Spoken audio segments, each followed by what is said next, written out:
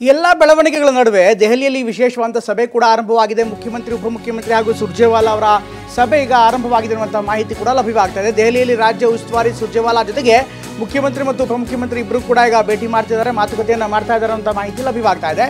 ಸುರ್ಜೇವಾಲಾ ಅವರ ನಿವಾಸಕ್ಕೆ ಆಗಮಿಸಿದಂಥ DCM DK Shivakumar ದೆಹಲಿಯ ತೀನ್ ತಾಲ್ ಕಟೋರಾ ರಸ್ತೆಯಲ್ಲಿರುವಂಥ ನಿವಾಸ. ಸಹಜವಾಗಿ ಇವತ್ತಿನ ಸಭೆಯಲ್ಲಿ ಕೆಲವೊಂದಿಷ್ಟು ವಿಚಾರಗಳು, ಪ್ರಮುಖವಾಗಿ ನಿಗಮ ಮಂಡಳಿ ನೇಮಕ ಸಂಬಂಧ ಚರ್ಚೆ ನಡೆಯುತ್ತಿರುವಂಥ ಮಾಹಿತಿ ಕೂಡ ಲಭ್ಯವಾಗ್ತಾ ಇದೆ. ಜೊತೆಗೇನೆ ಈಗಾಗಲೇ MLCಗಳ ಪಟ್ಟಿ ಕೂಡ ಇದೆ. MLCಗಳ ಪಟ್ಟಿಗೆ ಸಂಬಂಧಪಟ್ಟಂತೆ ಒಂದು ಅಂತಿಮವಾದಂಥ ನಿರ್ಧಾರವನ್ನು ಇವತ್ತಿನ ಸಭೆಯಲ್ಲಿ ಮಾಡಲಾಗುತ್ತೆ ಅನ್ನುವಂಥ ಮಾಹಿತಿ ಲಭ್ಯವಾಗ್ತಾ ಇದೆ. ಈಗಾಗಲೇ ನೋಡ್ತಾ ಇರೋ ದೃಶ್ಯಗಳು ಕೂಡ ಬರ್ತಾ ಇದೆ.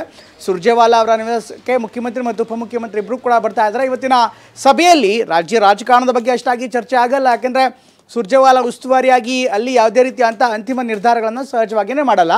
ಏನೇ ಇದ್ದರೂ ಕೂಡ ಅದೆಲ್ಲವೂ ಕೂಡ ನೇರವಾಗಿ ಮುಖ್ಯಮಂತ್ರಿ ಮತ್ತು ಉಪಮುಖ್ಯಮಂತ್ರಿಗಳ ಏನು ಚರ್ಚೆ ಇದೆ ಅದು ರಾಹುಲ್ ಗಾಂಧಿ ಅವರ ಸಮ್ಮುಖದಲ್ಲಾಗಲಿ ಅಥವಾ AICC ಅಧ್ಯಕ್ಷ ಮಲ್ಲಿಕಾರ್ಜುನ್ ಖರ್ಗೆ ಅವರ ಜೊತೆಗಾಗಲಿ ನಡೆಯುವಂಥ ಮೀಟಿಂಗ್ಗಳಲ್ಲಿ ಸ್ವಲ್ಪ ಚರ್ಚೆ ಆಗ್ಬೋದು.